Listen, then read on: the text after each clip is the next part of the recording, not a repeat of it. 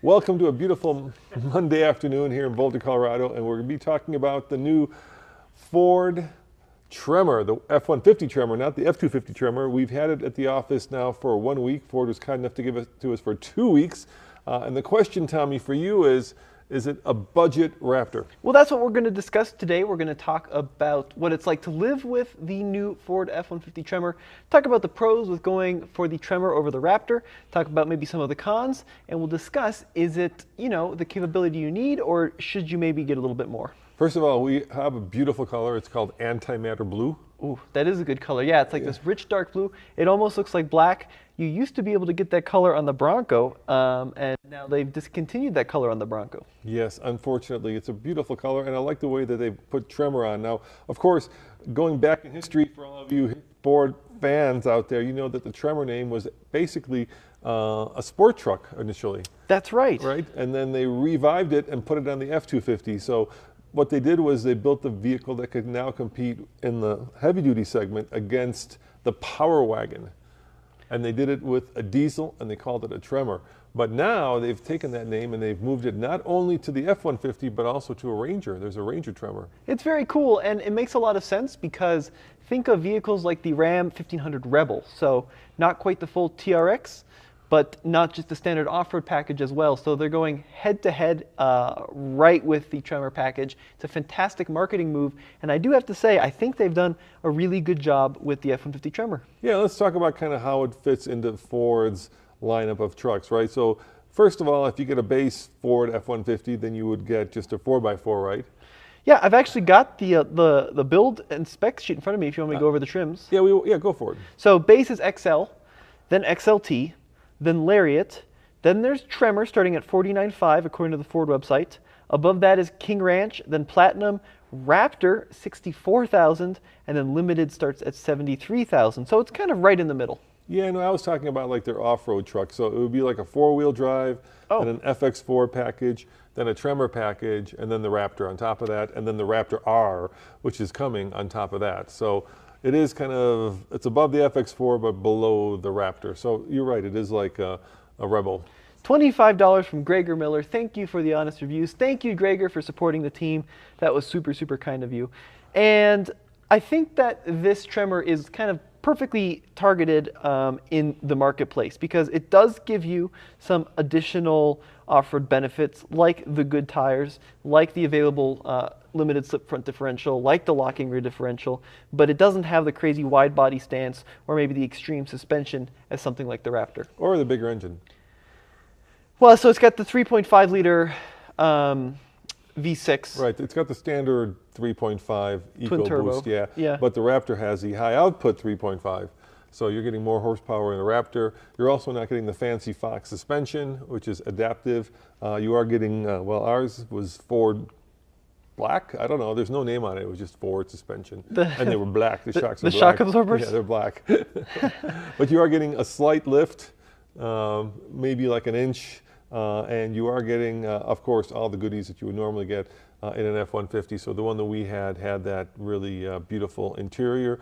And ours was actually, or ours is, the one we have right now, is got this cool, like, perforated leather that is yellow. The dots, the perforations are yellow. So it says Tremor on the headrest. And then when you look at the leather, it could be either yellow, if you look at it the right light, into the holes, or black. It's really cool. I also like that they've kind of given it like a specific bash plate in the front. It's got a slightly different hood, a different grille. It does have these standard side steps, but they look a little bit off-roady. And it's got, pretty good approach and departure angles. So, 24.3 and 20 degrees on the standard truck, and then 27.8 and 21.6 on the Tremor, which is pretty respectable. Now, the good news is, what does it start at? Well, it starts at $49,500 according to the Ford website. Yeah, good luck with that one. Yeah, there's no one, unless you order it maybe from Ford and then wait, maybe that's the only way you're going to get that 50K.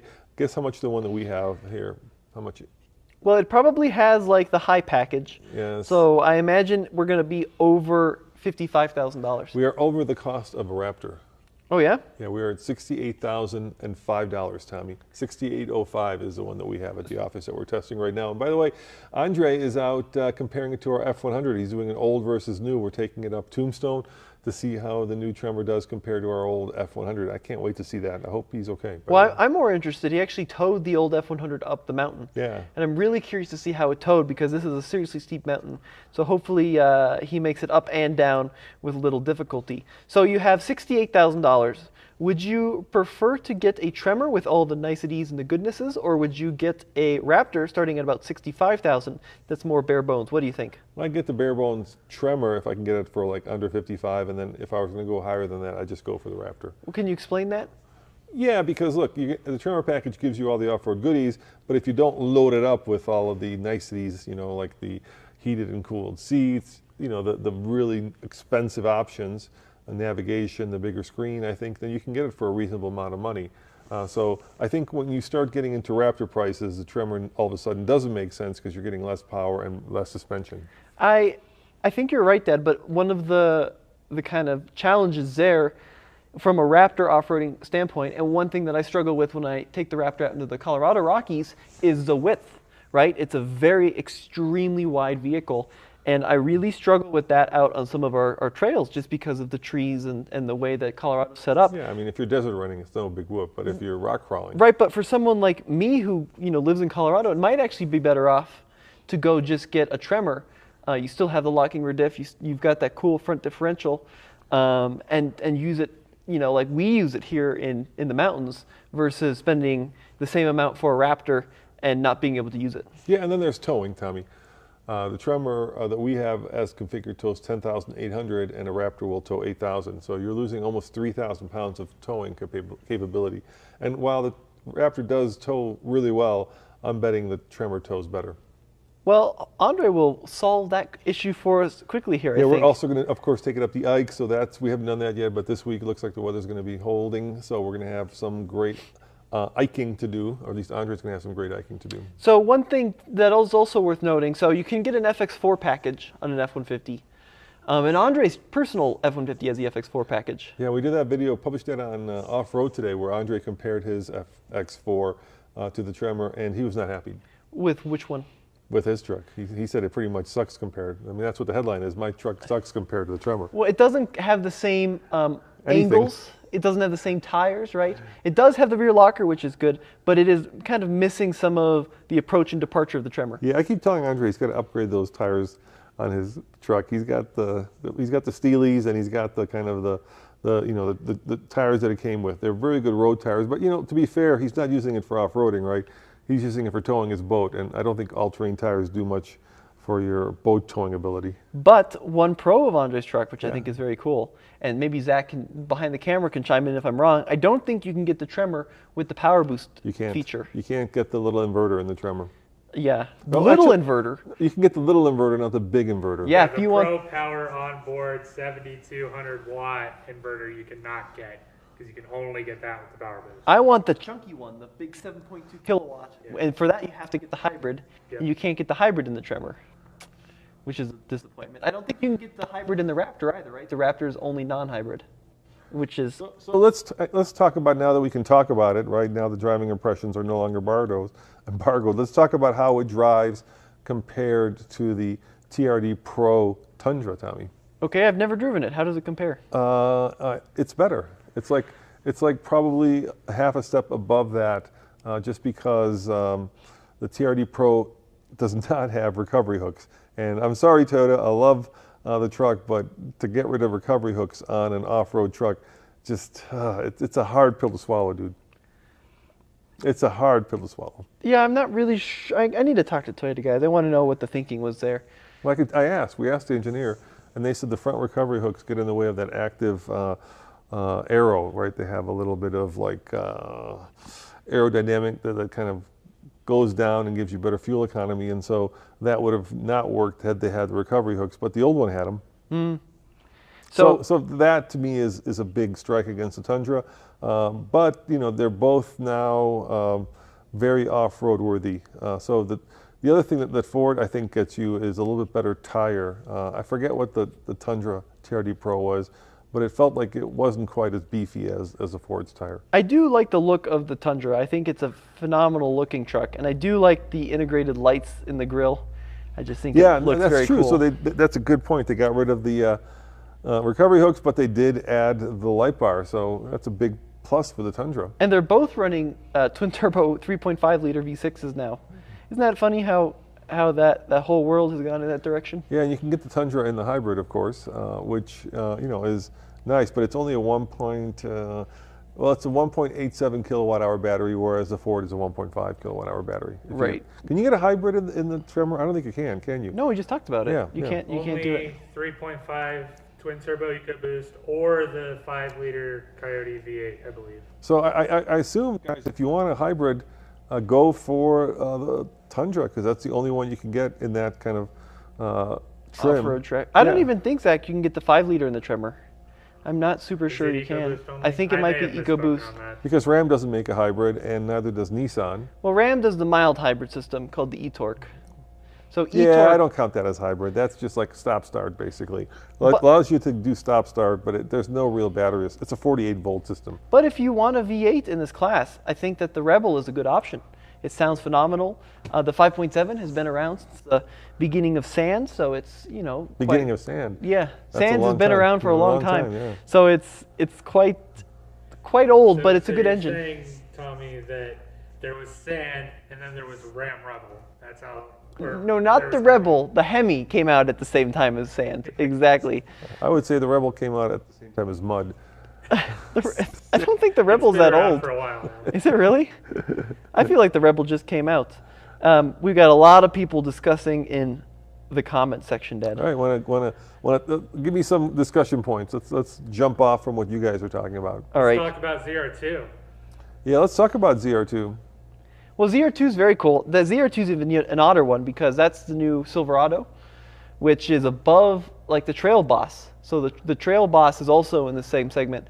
And it's maybe not quite Raptor because they didn't up the power. It's maybe not quite TRX, but they did give it front and rear locking differentials, which is just insane. It's an absurdity in a full-size truck to have that. So that's very, very, very cool. Yeah, I mean, at one point it was really easy, right? You had like the Z51 package, which lined up with FX4, and then you had the Trail Boss, which lined up, with Rebel. But now it's becoming very confusing because, you're right, they just added 2 lockers front and rear to the Chevy, and there's nothing else with 2 lockers in the full-size truck segment, right? You got to go up to the Power Wagon to get that. Or down to the Colorado. Or down to the Colorado, yeah. The Colorado has it too. I think it was a really cool move. I wish that they had supercharged the Chevrolet engine power plants to compete head-to-head with the TRX. But kind of an interesting choice that they decided to make it like a very rock crawly focused thing with the dual locking differentials. And don't even go like to the Hummer EV, which now takes it much further beyond even the Raptor and the TRX, right? Or the Raptor R and the TRX. Because now you're talking about 1,000 horsepower and 1,250, I think, pound-foot of torque, and 16 inches of ground clearance. So there's this. It used to be, like I say, the trucks. The Germans are really good at this, right? They match each other's cars head to head, and I'm talking about like Mercedes versus Audi versus BMW. But the trucks now are all over the place, so it's kind of cool. You can actually pick and choose how off-road you want something to be based on like the options and features that are offered. I think that the Raptor R is going to target the Hummer. And I think the TRX kind of targets the Hummer too. No. Well, I mean, think about it. What's does the TRX top out at price-wise? 100 grand? Yeah, you probably without Before dealer dealer add-ons. markup. Before Yeah. dealer markups. You're not far at that point off of the price of the Hummer EV. I'm like, to me, it's it used to be like there were sports cars, and there were supercars, and then there were hypercars, right? Okay. Hypercars were the newest level of performance. Now we've got regular trucks, super trucks, TRX, Raptor R, and then hyper trucks like the Hummer EV. The issue with the Hummer EV, Dad, Yes. and as many folks are pointing out in the comment section, it's the EV part of it that people don't seem to Yeah. grasp So what? onto. I get that, but if you take away what's powering it and just go by numbers, right? Which at the end of the day, numbers mean performance. So forget whether it's driving on dyno juice or driving on electrons. The fact is, you've gone from, let's say, 700. Let's take a guess. All right, let's take a guess. We know that the TRX is 702 horsepower, right? Right. And we know that the GT 500 puts out 760 horsepower, the Mustang. So let's say reasonably, if they take the power plant out of that and put it in a Raptor R, then you're looking at 760 horsepower, at which point, immediately the next moment that that's announced, Ram will come out with, let's call it a red-eye TRX, or whatever you want to call it, wide body, whatever you want to call it, which will now match Ford. But you're going to be still a full 240 horsepower, if I'm doing my math right, shy of the Hummer EV, and more like 600 pound-foot of torque shy of the torque number. But you're also 2,000 pounds shy of the weight. Yeah, it's a big, I mean. Which is the problem. Unofficially, it's 9,000 pounds. Yeah, so I mean. The Hummer EV. Sure.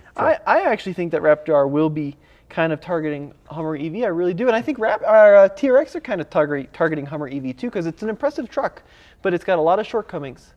I mean, well, it's 112,000. Range and recharge times. We don't know. Towing. We're guessing 350. We don't know towing. We don't know recharge. GM is working on an 800 volt system, which is like Porsche, but so it should be quick. They're not. GM is doing this kind of. I've talked to a lot of folks about it, but they're doing this kind of seedy way of getting to 800 volts. Seedy. What do you mean seedy? Because it's a 400 volt system. Yeah. Except when you're charging, and then there's like a lever that goes clunk, and then you're at 800 volts. That's all you care about. No, right? because how much juice it could. The issue with 400 volts is then you have to run a higher amperage, which creates more heat. So there's a downside to running the powertrain at 400 volts too. Anyway, we're living in interesting times. So we've got 2 donations. Oh, thank you guys. Big thank you to Edward, $5. He said, had my Tremor for 2 weeks. 401A was around 60K. My payments are as much as my first apartment, so it's all I can afford. Great content. Wow, congratulations. Yeah, 60K. See, so, I mean, realistically, Tommy, you're not going to find a Tremor. Well, realistically, you're probably not going to find one. If you order one, maybe you can get one, but they're going to be in the $55,000 to $60,000 range. Ethan, $5. He says, I would order a mid-Tremor if it was offered in a 5.0. That's coming from an EcoBoost F-150 owner. Keep up the good work. People really do like that V8. And that is a big advantage of the Chevy and the Ram. So have you guys, Zach, you'll know this, right? But you know that Ford just announced that they're detuning to some extent the Mustang with the 5-liter Coyote. 10 horsepower. 10 horsepower, they took it down because of emissions. So as much as I love that engine, it's kind of the let's call it the death knell for that, right? Because in order to keep it compliant, they actually had to take down the horsepower. So I think they're actually not putting a lot of time or money or energy into redeveloping it. So as much as I hate to say this, and as much as I love V8s, they are a dying breed, Tommy. Well, but based on the comment section, maybe they shouldn't be, because people are not excited about. I agree with you guys. People are not excited about this EV thing, Dad, with the Hummer. It must be said. I wasn't excited about the twin turbo V6s either, but that's where we're at right now. And like I say, performance-wise, they do really well. I mean, they're powerful, they're quick, they're relatively fuel efficient, and over time they're proving to be pretty reliable. Like, initially the EcoBoost had issues, but now they're doing okay. Of course, they're not as much. they're not as much fun to listen to. They're just not. Mike says Roman is totally right. You can buy whatever level truck you want. Buy an F-150 XLT, put 5 to 6K in the suspension, and you have a better off-road truck as it's narrower and can tow more in everyday use. But then, Mike, you're forgetting too, you potentially void the warranty. Yeah, that's a whole other issue. Let's not even go down that road. But it's an important road to talk about, though. That depends on the dealer, right? Some dealers, we're living in a crazy time right now because some dealers will actually lift the truck and do the suspension. And the second you do that, some other dealers will then say you're voiding your warranty. So even though dealers are doing the work, the dealer you may buy it from will be fine with it, but the dealer you move to, let's say you move out of town, might void your warranty because you did the lift on it. I know it's crazy and makes no sense, but that's where we're at right now. So Finian asks a very timely question. He says, what's TFL's next big truck going to be? I'm glad you spotted that one, Tommy. Yeah, that's a great question. So actually, we're gonna announce that on stay tuned. Okay, I don't want to give it away. Andre and Nathan, I have big plans for our next trucks. I said that right, trucks. Yeah, there's 4 of them. Yes, there's 4 of them. So we're gonna let you know what the first one is on Saturday. Andre and Nathan are doing that video. We went through an extensive process of picking review trucks for next year. And so we're going to go over the trucks that we considered, and then we're going to let you know the trucks that we are getting. So that's coming up, I think, Saturday or Friday? We said Saturday. This Saturday on Saturday. TFL Truck. Is, yeah. is I don't want to rain another parade. I want is those the guys. first one they're doing, is it the big one or the little one? Or the medium one? There's all those. I'm not going. Don't even go there. There's just a lot of interesting truck news coming. Is it the really little one or the really Look, big one? Which one are they announcing first? There are. I can give you some hints, okay? Right. Because I've done. We've had meetings about this. So right now there are 6 completely new trucks this year. 6. And if you guys want to figure out what those are, feel free to put them in the comments. But there are 6 completely new trucks, and there's probably another 6 trucks that are new versions of current trucks that we also considered, right? So what we didn't consider was like trucks that have been around in the past. So we considered either completely new trucks or new versions of existing trucks. So there were like 10 or 12 trucks that we considered for next year's long-term testing. And here's the crazy part, Tommy. We're probably going to have to hold on to that TRX for a little bit longer just to compare it to the Raptor R when it comes. So we're probably not getting rid of that, if you're wondering. Very interesting thing I brought up. This has got a lot of people debating whether or not the lift on your truck will void the warranty. People are going back and forth. Now, the one thing I will say about this is you got to be super careful because, for example, Stumptown Works says it would only void the warranty in the components you replaced or the ones that they're connected to. Engine would be totally fine.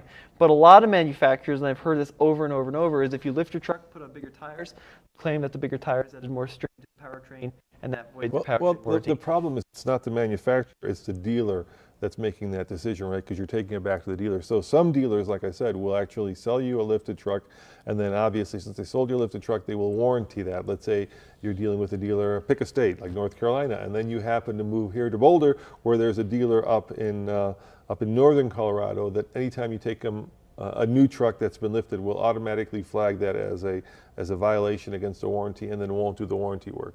And then you got to go fight it with corporate. So, like I said, it's the Wild West right now, and it depends really on the dealer and who you're talking to at the dealership, the service manager, the tech that's looking at it. It's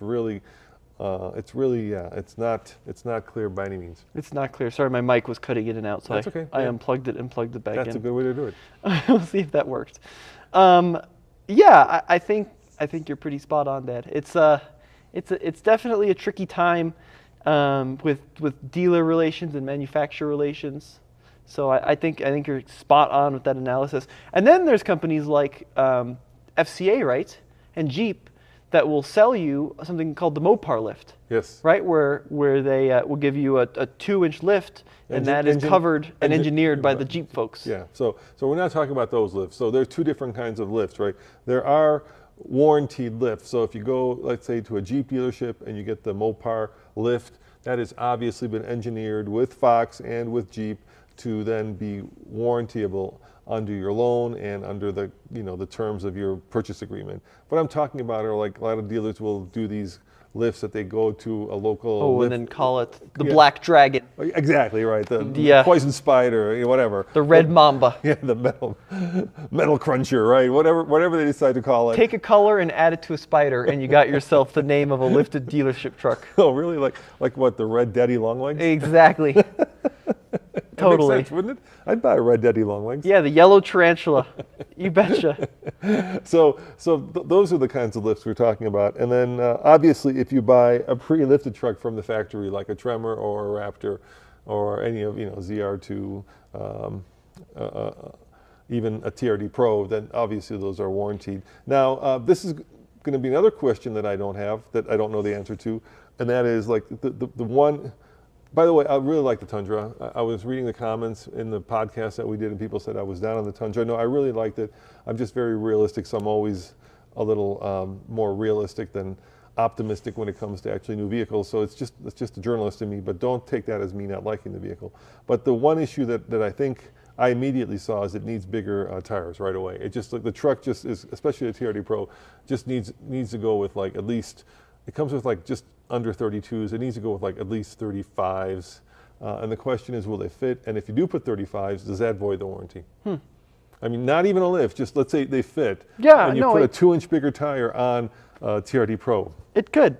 I mean, it'll certainly void your speedometer. Yeah, that's true. No, it's tricky, Dad. You're absolutely right. It's tricky, and it could be that maybe one time you bring your lifted truck in, and they'll accept it and they'll fix it for one thing, and then something else will break, and they'll be like, nope, it's lifted, not a responsibility. Now, like what impresses me is when the manufacturers think of that, right? So when I was driving the Hummer EV last 2 weeks ago now, I talked to the engineers and I said, can you put 37s on this, right? That one already comes with 35s, and they said, not only can you put 37s, it'll accept them from the factory, but they actually either sell you or give you, I'm not sure, I wasn't sure on that, the software, or update the software so that it does fix the speedometer issue, right? So that it does compensate for the bigger tires, which is pretty darn cool. And then Jeep did this very similar thing with, of course, and now we're into Jeeps, but with the Wrangler and the Gladiator, where it comes with 33s, but it accepts 35s. So Josh says, do the chip shortages play into which long-term trucks TFL is looking into or have access to? Yeah, it's a debacle. We're in the same boat as a lot of you folks. Yeah. So we're really struggling to find these vehicles. Travis, $5. Thank you, Travis. The Hilux transfer case is only available on the high package. Is the transfer case worth the extra money? So I believe what Travis is talking about is on the high package, you can get an auto function on the four-wheel drive system. What truck are we talking Tremor, about? 2 high, 4 high, okay. 4 auto, 4 low. I personally don't believe that it's worth the extra money to get the auto function. I find even in the best calibrated auto transfer cases, in the wintertime, you're better off pushing the button and engaging 4 high. The only downside there is you have to remember to manually engage 4 high. Yeah, now for a long time, that's a really good question. Thanks for asking it. For a long time, trucks really had only really 2 options, right? 2 high and 4 high.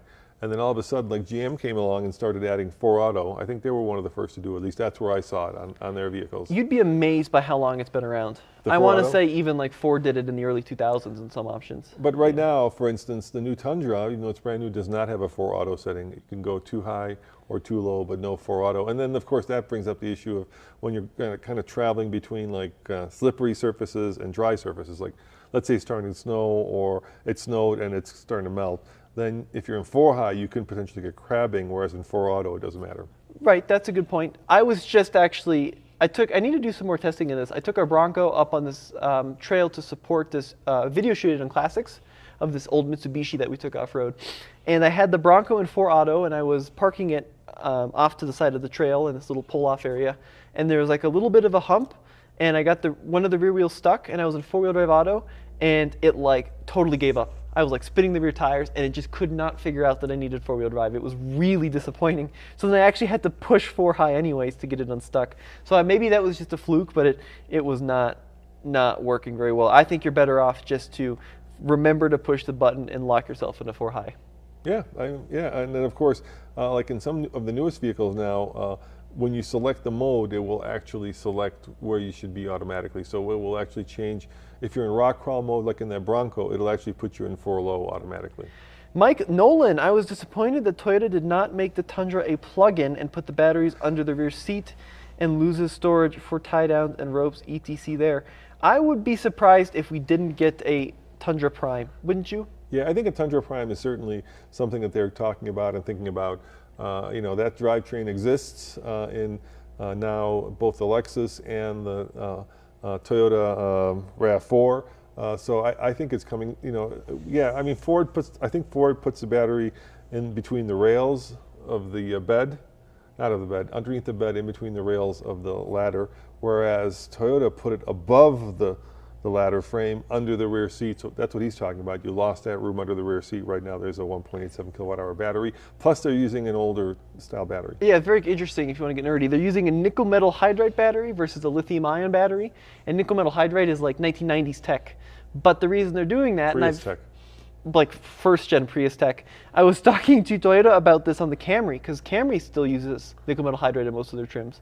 And they said that's how focused Toyota is on reliability and longevity. It's a less volatile battery. They know it works. From a supply chain standpoint, they have it established, and they know it's a safe, dependable battery system. Even though lithium ion has been around for years and years and years, they're still sticking with the old school tech, which is bigger and heavier and less efficient. And then if you put it in the cabinet, you're also probably more likely to not flood it, because it's up higher, right? So you get more water fording. I don't know if... Well, so the Jeep does that. The 4xe has it inside the cab. Yeah, they do that as well, yeah. One other thing I want to talk about the batteries, I believe on the Maverick, the little compact Ford truck. I think if you get the hybrid, the battery is also underneath the rear seat. Yeah, it's also on the easier to Maverick. climate control because you're climate controlling the cabin anyway. So it's easier to climate control the battery versus having it, on the outside of the truck where it'll get colder and hotter. So Schley Hoyt says $199. Thank you, Schley. Can you test the Torsion front differential? So we can. It's a hard thing to test because Torsons are very, very good. Typically, and they act almost 85% as well as a locker in a lot of ways. It's a very sophisticated, we have a model of it somewhere, very sophisticated, complicated differential system. But it's very hard to test because to test a Torsion, you have to get the rear end completely stuck. So I've got these rollers, these slip tests that I do on cars, and I'd love to start doing them on trucks, but my current setup gets crushed and destroyed by the heavy trucks because they're just too big. Yeah, so let's explain that question. So the Tremor has a Torsion and so does a Raptor front, right? Locker, Torsion. It's not real locker, it's a differential. So LSD. Yeah, you can have three kinds of diffs. Well, you can have more than that, but for keeping it straightforward, you can have an open diff, right, where basically whatever tire or wheel has the less amount of resistance, then that's where the power goes. And then you can have a locking diff where the power is distributed equally 50-50 to both front. And then you can have a Torsion, which is kind of somewhere in between those two, where it's still open when you're making a turn, but if it's straight, it'll actually lock up in a sort of kind of way. It's more complicated. Way more complicated than that because you kind of described like an Aussie locker where it'll lock up as long as there's power applied. Or a lunchbox. And then on the other hand, you have like a traditional LSD, which is like just a basic clutch-based system, and a Torsion is better than that. There's a whole can of worms. But needless to say, I think it'll get you most places you need to go. We can say that when we had the three gens of Raptors, right, that have them, we never lacked for front traction, front wheel traction. I've never felt like I needed a locker on the front, but it is nice to have when you compare it to like a Gladiator or a ZR2 now, Silverado or Colorado Canyon. Actually, no Canyon, just Colorado. Just Colorado. Yeah. Sorry, GMC. I don't know why. It's still not as good. Yeah. It's still not as good as a true locking diff. A true locking diff, you click the button and it's on, or if it's an auto locker, you apply power and it's on, kind of like the G80 and the Silverado. But I'll see if I can come up with a way to test it. I think that's a good idea. I need to look into how we do that. All right. Well, we've got a lot of people, a lot of folks commenting here. Anybody going to watch Monday Night Football? Do you want to go on your football rant? No, we're talking trucks. We're not talking football. I'm sure there are live shows talking all about football. We do cars and trucks, not politics or football. So we'll leave that to other people.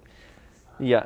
So how does this vehicle compare to the Tundra and the Silverado and the Ram? Which one would you get? Out of the off-road, like the Rebel, the Trail Boss, the TRD Pro, and the Tremor. Ooh, that's a great question. Okay, so how does it compare? So when I first got, let me just give you my first impression. And to be fair, I have not taken it off-road. Andre's off-roading it right now, so he's done a lot of off-roading with it. So these impressions have nothing to do with off-road. But as when I first saw it in that antimatter blue, I saw the perforations in the seats. I saw the Tremor. I saw the way that that center gear lever folds down, and of course Ford's design language. I really liked it. I thought it was really a good-looking truck. But the proof is in the pudding. So I really, to be honest, I'd really have to take it off-road to find out just how well it compares. I was expecting a little bit more of a lift. It's got more of like a leveling. It's more like maybe an inch lift. I think it's 1.2 is the official. And it's hard to, look, I don't know about no-name shocks, right? I mean, manufacturer shock absorbers, if those are any good. I don't know what the spring rates are like. I don't know. I just don't know. The FX4 used to be kind of the top dog off-road, but now it feels kind of dated. So I'm glad they did it. But until actually drive, maybe we need Andre here next week to talk about it. Okay. Yep, that sounds good. And the same goes double back again says sports equals watching other people exercise. That's pretty funny. And the same goes for the TRD Pro. Toyota set up a really easy off-road course when we got to drive it. And as far as I know, there was only one TRD Pro in the entire world. So we were like walking on eggshells, being very careful with that truck. We did not want to be the guys who actually destroyed it or broke it or damaged it in any way. There was a little tiny uphill section. Then if if you watch our off-road video, then they buried some logs and then they dug a few holes to get the tire in the air. So that was not a real telling. What we have to do is we have to get all 3 of these or 4 or 5 of them and then actually take them to Moab and put them up on like one of our traditional off-roading tests and find out how it does. Roberto wants to know, is the FJ Cruiser going to come back? No. Wow, that was a definitive no. But they brought the Bronco back. You know why I'm saying that? Why? They don't even have a new a 4Runner. The 4Runner, how old is the 4Runner, Zach? 15 years. Yeah. No, 12 years, I'm sorry. 12 Yeah, years. 12 They might surprise you. They might surprise you. I have heard no rumors or like nothing blowing in the wind. I have heard rumors about the Xterra. I have heard that might be coming back, but I have not heard anything about a 4Runner turned FJ. I wish they would. I'd love that. Yeah, I think it'd be cool if they brought it back. It was such a good, capable vehicle that was super reliable. I don't think it would be that hard, though. Just put it on the new 4Runner platform. Yeah, let's go with the new 4Runner before we talk about an FJ. Maybe they'll come out with the FJ first. Yeah, as far as the 4Runner is concerned, the reason I was thinking 15, by the time we get one, supposedly, at least the rumor mill is right now, that there's going to be the next gen 4Runner maybe sometime late 2022 or 23 once the Sequoia. Oh yeah, we got to get the new Sequoia first. Yeah, and they just pulled the plug, on the Land Cruiser. Yeah, but So it seems to be going the opposite they're bringing way. so You could get it. Yeah. It's the Lexus LX. so they just revealed the new Lexus LX, Right, but they pulled the plug on the Land Cruiser. but it's the same vehicle. Well, there's one less off-roader now. Where there were 2, there's now 1. But there's one really good one. I'm just saying they're not adding off-roaders, they're subtracting off-roaders. Yes, but they added a good one. The LX, Yeah, twin turbo, V6. Yeah, Yeah, you're saying less is more? less is more. All right. Well. Less is more. I think it looks great. Chris says onboard power on the Tremor. We just talked about it. You can get the small inverter, but not the big 7.2 because you can't get the hybrid. Christian, $5. Would you recommend the Chevy 2.7 turbo for daily driving and occasionally towing about 4,000 to 5,000 pounds? I love that. I think that's a really underrated engine. That little 4-cylinder turbo. It's just it makes the truck come alive because it makes it so much lighter. And especially if you're using a truck in a city, that's the perfect power plant for that. It's one of my favorite little power plants. It's torquey, it's quick, it's light, and I don't know about the longevity of it. That's my biggest issue. But as a fun little round town truck. I got a big torque boost for 2022, right? Yeah, it's got like 420 pound-feet of torque. 420. 48. Yeah. Now it's up to 420. I think it's underrated because everybody's still like stunned that we have no longer a V8 instead of a proper old V8. Now we have twin turbo V6s. So going down to the 4 was like I can't even think about that. You know what I mean? But you should because it's a great power plant. It is kind of. I mean, it's a small number of cylinders in a big truck. Yeah, but they're powerful. They're torquey. Doesn't matter. 420. But once again, does what's under the hood matter or does the number matter? And to me, it's the number, right? Where the number comes from electricity or turbos or big V8s. Yes, I love the sound of a V8. I love that. That makes my day. But at the end of the day, if you're just looking at numbers, it puts out stunning numbers, both fuel economy and torque-wise. You're forgetting an interesting side of that equation. And I'm not saying this is the case with the GM engine. But, like you could take a rally car, boost the 4th cylinder up to 1,000 pound-feet of torque and have it last 3 minutes, right, for a stage. The question is 4 cylinders with 2.7 liters and a big turbo going to have the longevity as a big under-stress V8 that's just kind of lumping around? I mean, the reason that the Chevy 305 V8, it was a boat anchor, but it was so under stress that it would last 300,000 miles. So let's take that to its logical conclusion, right? We had that Lincoln Continental, right, which had a 7.3 liter V8. Yeah. That's a big under-stressed engine that's making barely 200 horsepower. And it ran perfectly. Until it didn't. No. Those engines were good for maybe 80,000. No. Oh, yeah. Okay, you just made some people super upset. No, those were crappy engines. Do you know what that 7.2 liter was? That was a Ford 460. I know that was. People in the comment section, you do not want to attack the Ford 460. That the Ford 460 will last 500,000 miles. I'm going to go with that straight 6. Oh, guys, I'm so sorry. I apologize for my dad. The straight 6s in the F-100 will last forever. Someone literally just commented, the best truck ever made is a 79 Ford with the 460 V8. Yeah. That's how much people love those engines. Yeah. Those big block Ford engines, Dad, are like... They're like they're just no, they're the cockroaches of the. They're thirsty. They're incredibly But they last thirsty forever. and have no power. They're understressed and they last forever. They have no power. They're just like. And paired to that lovely, what is it, a 2-speed or a 3-speed transmission? You want to talk about, look, people are already coming in. 460 is a great engine. The issue is, if you want to talk about the 460. Man, you're an old man. Well, look at the 1980s. Oh, they were horrible. I think that car got like, I want to say it got like less than 10 mpg. Dad, in the 1980s, there's nothing good about a turbocharged engine in the 1980s Tommy, will last all of 6 minutes. I lived during the fuel crisis. You could not give that vehicle away when the fuel crisis hit. Yeah, and now they're super desirable because they lasted forever. No, but come on, every so often somebody might want like a high boy, but nobody's out there lusting for like mid-70s Ford. Oh no, people love those 460s. That is arguably one of the most loved engines apart from the small block Chevy. I'll give you the 4-liter Jeep engine is one of the most loved. Oh, the 4-liter Jeep engine is like, it's a great engine, but the 460 is much more loved. No, people loved them. 460 was a beast. Low-end torque. Torque, say it. There you go. What torque? How much torque did it have? They made like 400 pound-feet of torque. They had 200 horsepower, but like 400 pound-feet of torque. 400 pound-feet of torque, which you can now get out of a 4-cylinder turbo if we bring the conversation all the way around. I could buy a 1978 460 Ford today, and it's going to run. Afford the gas Ford. And it's going to run just as well as it did in 1978. I don't know, dude. Am I going to be able to buy a high compression, direct injected turbocharged engine in 40 years? I don't know, dude. I drove that Lincoln. Look, I wasn't. I've never like. Yeah, 7.5 liter is the engine.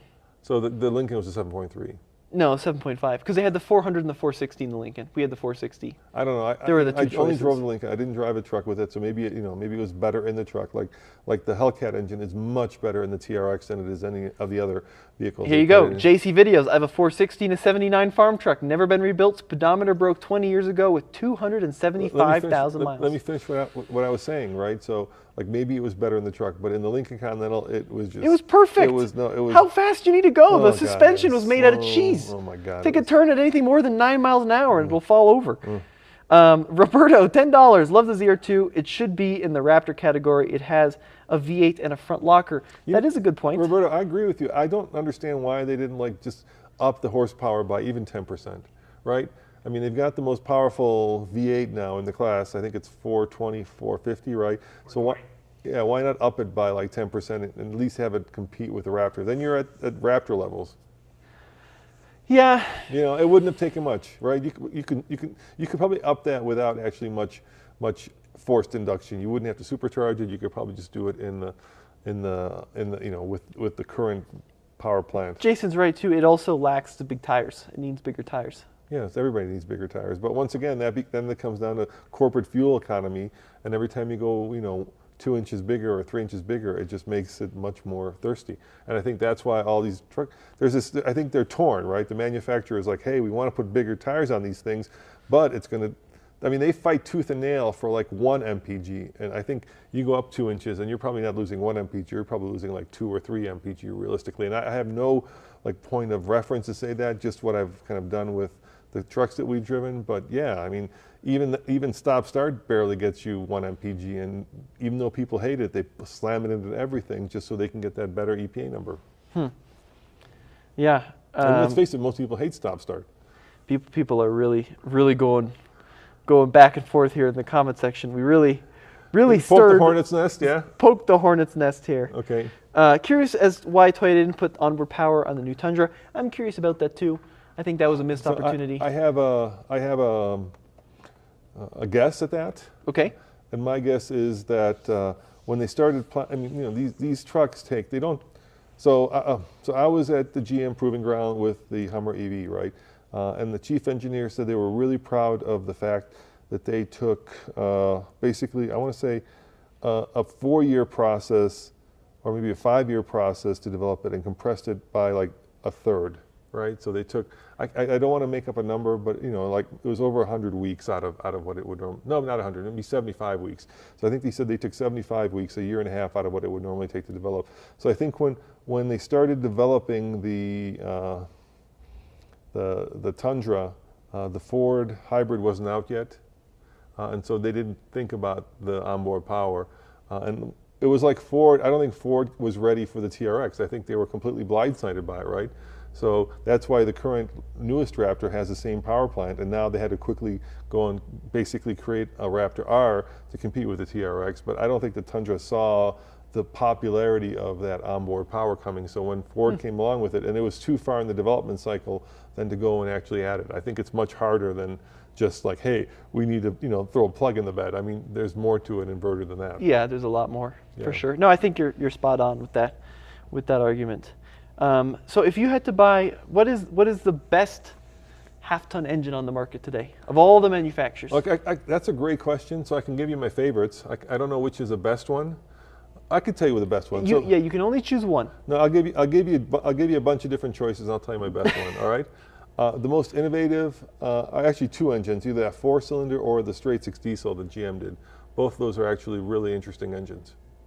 Okay. Yeah, the straight 6 is like a baby Duramax, but the baby Duramax is a 2.7, but that comes out of Asia actually, right? So that's been around a while, but that 6 is a ground up Duramax-ish design that does really, really well. And once again, I don't think it gets the respect that it deserves. It's super smooth, very torquey, and very fuel efficient. And the 4-cylinder, you could say the same thing about. So both those engines, I think GM does really good like engineering, and both those, I think they're showing off their engine skills. Okay. All right. So I also think Toyota did a really good job with the twin turbo V6 that it put in the Tundra. I actually think it's a really good engine, and when you hybridize it, it's very smooth, and the torque that's missing gets filled in by the battery, and the two work really well together. It's kind of like peanut butter and jelly, so I'm really impressed with that power plant as well. In the Ford, for a long time, my favorite wasn't there's 3 EcoBoost, right? There's the 3-liter, the 3.5, and the 2.7, and I really like the 2.7. I felt that was kind of the best use of a 6-cylinder twin turbo in a truck. I know Ford stuffed the 3.5 and everything, but that's because everybody wants the most horsepower, and so Ford had to do it. But in a lot of ways, I felt the 2.7 was a better engine. So I really like that. The one that I'm kind of rooting for, but is going away, is a Nissan Titan V8. Right, it's one of the last V8s that's left out there. And so it's an old engine, but it's a reliable engine. It sounds good, and it's been around a long time. And then the kind of unheralded underdog, which we had for a long time, was the GM 5.3, right? We had that in our Trail Boss, and it just did everything well. So your answer to my question is, what's your favorite engine? All of them. Hellcat TRX. Okay, that's an interesting one. But the 6.2? Yeah. Why is that? Because it makes the truck drive effortlessly. 0 to 60 in 4.5 seconds. It's just the perfect pairing to a race-inspired, Baja runner, and all the other vehicles. That power plant overwhelms it, right? If you love going sideways, get yourself a Hellcat Charger or Challenger. Really, you'll do that all day long. In the Jeep, it makes it really heavy, and it doesn't go off-road, which to me seems silly. And of course, in the Durango, it works pretty well, but you're going to scare the kids at your local school when you pull up. Do you really want to do that? But in the truck, it's just the sound, the power delivery, everything but the fuel economy is perfect. Okay. What about in a normal truck? Is there one engine that stands out to you the most? It sounds like you really like that 3-liter diesel. In a normal truck, huh? That's not, yeah, it's like not $100,000. I'd probably go with that GM 5.3. I think that does it all. The favorite V8, engine? it's a small V8. It actually gets good fuel economy. It's got the V8 rumble to it. And I know I was talking about the other two engines, but my heart and my head don't agree with each other. Okay. So we spent part of the show talking about the viability of small displacement turbocharged engine, and then he asked me, what's your favorite engine? You land on a V8. I said my heart and my head do not agree with each other, and this time my heart has to win. That's fun. Does that make sense? I like the turbocharged engines, and they work very well at altitude. And I know I'm being a 95-year-old man, but there is also a small part of me that questions whether or not they're going to last as long with as few issues as something like the 5.6 liter in the Titan, right? Or just an old school, basic iron head, push rod V8, because they just last forever. And people may be wondering, what about the Hemi V8, right? The 5.7 in the Hemi. Yeah, they're okay. some of the older ones are starting to have issues in the older 5.7s. Yeah, it's an older engine. It's an older design. I think it's kind of at its end of its lifespan. And nothing wrong with the Hemi. I love, Hemi conjures up, Mopar glory from the past, but it's getting kind of long in the tooth. I mean, really, Ram's Achilles heel is that they only have 2 power plants, and I would never put that Pentastar in a truck. Sorry if you have one, but it's not powerful enough. We've had that engine overheat. The Hemi does really well in a Ram, but so that's it. My only concern with your choice in the 5.3 is and I hope they fix it, and I'm sure they paid attention, but like some of the older 5.3s with the cylinder deactivation. Yeah, those were problematic. Those started to have problems. Yeah, with the cylinder deactivation, they had issues, and then if you paired them with the wrong transmission, it had issues, right? The 10-speed, you want to get that. Do not get the 8-speed with that one. Get the 10-speed. So. Double Word to the back wise. again, is the Stellantis GME T6 going to happen? So what double back again is referring to are the rumors of a straight 6 turbo in their Dodge Jeep products. I think it will. It's funny. We are in the age. Think about this. We are in the age of 3-liter turbocharged straight 6 engines, and I want you to take a moment, stop what you're doing, and consider how much money it takes to develop a new engine, right? Think about how many hundreds of millions, if not billions of dollars it takes to develop a ground-up engine. And now we have a 3-liter straight 6 from BMW with a turbo, a 3-liter straight 6 from Mercedes with a turbo, a 3-liter straight 6 from Land Rover with a turbo, and none of them are at all related. So I think what Zach is thinking of is today's news was that Stellantis partnered with LG to develop a new battery factory in America, in North America. So where do you think that's going? To 3-liter turbo, straight 6 turbo. But why are there so many of the same engine? How long before Ram announces an electric truck? They can't sit by the sidelines. No, they're going to have one out soon. Of course. They did. They announced that an electric truck. They didn't announce the truck itself. They just announced that a truck is coming for 2024. So it's coming, but we're still a ways off. Actually, what I was thinking, Tommy, to your point on 3-liter straight 6s, you know what small, scrappy company went out of their way to develop a straight 6 engine? Which one? Mazda. Oh yeah, Mazda had a 3-liter straight. Why don't the companies get on the phone and be like, hey Mercedes, instead of each of us spending $1 billion, why don't we spend $1 billion together if we're building the same exact engine? I just don't understand. Every once in a while, but it's just enormous amounts of money being spent to do the same thing. What's your favorite engine in a truck? My favorite engine in the truck? Yeah. That I suggest people buy, or my personal favorite? You pick. The 3URFE in the Tundra, the 5.7. Yeah, you like that one. That engine will last a bajillion years. Yeah, except it's gone. You can't unless you get a current Tundra. I also on that same vein, the 5.6 in the Titan, also phenomenal. Yeah, they're both very long-lived and very thirsty. Yeah. Very thirsty. They're incredibly thirsty. Yeah, yes, I want to very say fuel efficient. I want to say like Hellcat thirsty, which to put an MPG number on it, it's like 12 to 13 MPG.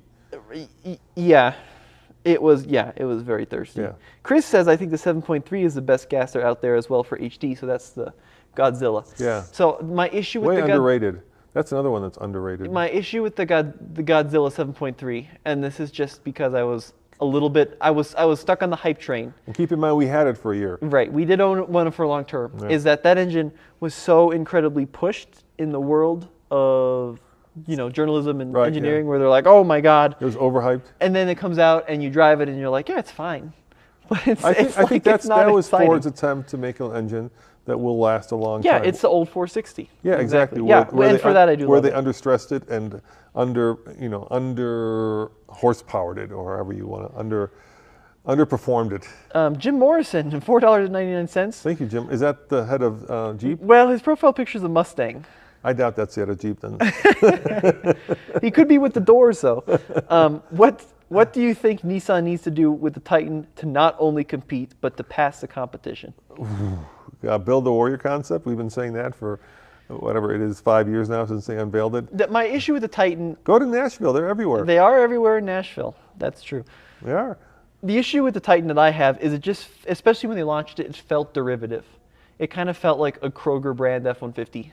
Do you know what I mean? Like a store brand version of the truck. A phenomenal piece of engineering in terms of just reliability, but it just didn't feel like it had its own persona. I think this is a conversation that is hard to have we live in a much different world than most of you guys, and that is because, you know, we're talking to the manufacturers, and there's just a fact that people out there, consumers, don't maybe appreciate, but the manufacturers do, and that is that electrification is coming, whether you like it or not, it's happening.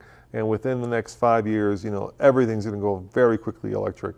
And I think Nissan had the opportunity to become, to kind of, you know, to kind of leapfrog the competition, right, by doing an electric truck. But now, once again, because of the cost of development and because Nissan's caught in this kind of really weird space where, you know, you don't sell enough of them to justify a huge investment in R&D, so you don't do a huge investment in R&D, so you're kind of coming up with a truck that matches the competition but never exceeds it, so you're never like, you know, it's like if we talk football, it'd be like a team that just doesn't invest in players and invest in coaching, and so they're always kind of stuck, you know, either midway or toward the bottom of the rankings, and that's what's happening with Nissan. It's hard. You'd have to really go out and like spend a lot of money to compete on a very competitive field. I think that a plug-in hybrid would be pretty cool in the Titan. Advanced Scarecrow says Billy Ray Cyrus has a Titan. Yeah, he lives probably in Nashville. Titan Stadium. Yeah, Tommy, did you get to the super chat earlier from Christian? Do you think Ram will put the 6.4? Oh, I missed one. Sorry, Christian. $2. You think Ram will put the 6.4 in the 1500? I don't know. Well, so here's the thing. So the 6.4, quite similar in its architecture to the 6.2 supercharged that's in the TRX.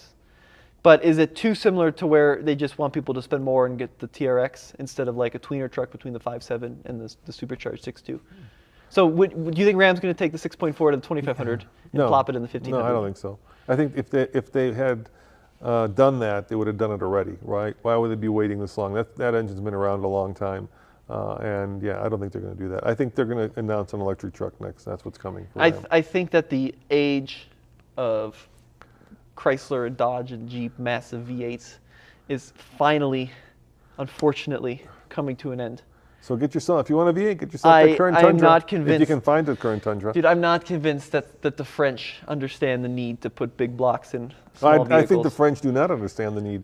I think it's very un-Frenched. I mean, having said that, they did put the Hemi, you know, people are like, hey, we had the Hemi first. I'm like, no, the French did the Hemi long before we did the Hemi. Right, that's just a hemispherical chamber. Like the Citroën Traction Avant in 1934? Exactly, yeah. That's funny. I think we're getting a little off topic. How we wrap this up? Yeah, I think so too. All right, we'll answer one or two more questions. Do you think hydrogen trucks will be viable over batteries? Yeah, so interestingly, hydrogen's making a comeback. What's happening is the Germans are pushing it.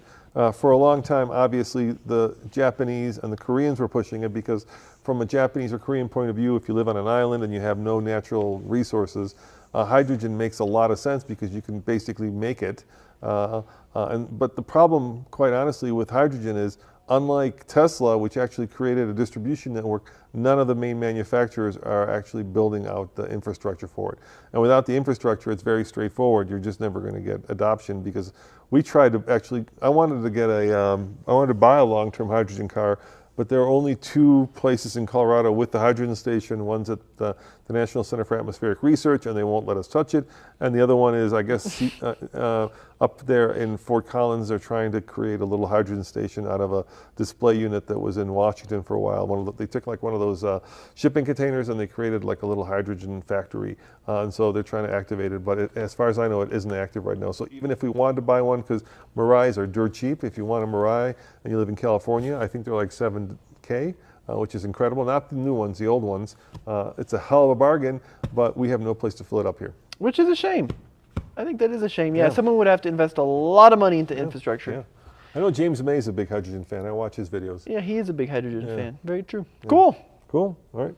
We're wrapping up on hydrogen. Look at that. We started with gasoline, went to electrification, now we're at hydrogen. Started with diesel, now we're at hydrogen. We just missed synthetic fuels. So one question we should ask, because people are going back and forth, and I do think we should clarify this. Okay. So are plug-in hybrids more fuel efficient than hybrids? And this is a topic I'm very passionate about. Can I give you my answer? Yes, I'd love to hear So there are 2 different types of hybrids. There's like the F-150 and the Prius, where they have a small battery and you don't do anything, right? You just drive it around and then the truck decides how much electricity should be in the battery. Well, those are definitely more fuel efficient. Then there are plug-in hybrids, which have a large battery, and you can plug them in, drive it like 30 miles. Cheap 4x. Yeah, and then it runs like a normal hybrid again. The issue is, if you don't plug in your plug-in hybrid and you just run it like a normal hybrid, because the battery is so big and heavy, it will typically do much worse fuel economy than a standard hybrid, and it will do much worse fuel economy than even a gasoline model. Because you're basically dragging along the weight of not only the batteries, but of an electric motor as well. Right, and the weight is the enemy of fuel efficiency. Yeah, and then you're only using a tiny percentage of the battery if it's depleted. So the answer is plug-in hybrids are definitely more, hybrids are more fuel efficient. Plug-in hybrids are also more fuel efficient if you plug them in. If you don't plug them in, you might as well just not get one at all. Yeah, I agree. Yeah. Cool. Cool. And then you can go down the rabbit hole, talk about electrification, if it is actually more fuel efficient, because then you got to talk about where the power comes from, yada yada yada. But we don't want to go there because that just creates a whole other can of worms that I'm tired of actually. Although fueleconomy.gov is not tired of it, and apparently I need to play with this feature. If you plug in your electric car and you plug in where you live, it'll tell you exactly how much carbon you're reducing based on your location where your power comes from. Once again, it depends. If you're getting your power from solar or wind or hydroelectric, it's pretty darn carbon neutral. If you're getting it from coal or other non-renewables, then you're probably not helping yourself or the environment. I mean, that's just and once again, I say that as a non-political statement, but the reason I'm tired of it is people take it politically and make it political, and I don't do politics. Did you know this? Apparently, even if it's 100% from coal, you're still better off helping the environment based on savings. Whoa. Wow, okay. Wow. I think that was the, it's time to call it. I have no idea what that was. Call it quits. Well, guys, thank you again for joining us for another episode of our live show. It was always fun. I hope that you enjoyed it as much as we did, Tommy. Yeah, it was a good one. And then coming up this week, we got some really great videos. Tomorrow, if you're into the Civic, right? We can talk about that? It's coming, yeah. We can say it's coming. There's a new Civic that's going to be unveiled. That's over at TFL Car. We're ESI. We're premiering that. Alex actually flew out to California to video it and shoot it and get hands-on with it.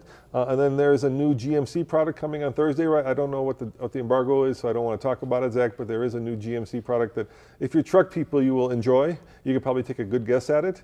And then on Sunday, we've got the last episode of For a Few Bucks Less, where that Jeep of yours, did it make it up, Imogene? Well, you have to find out. We got another super chat. Okay. $5 from Nathan. Did Toyota use the 3.5 from the Tacoma?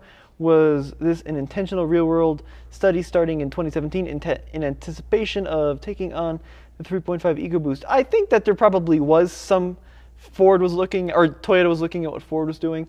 I think it was inevitable. If you look at the direction that Toyota's going in, it's definitely away from V8s across the board. Be it 4-cylinder turbos or 6-cylinder turbos.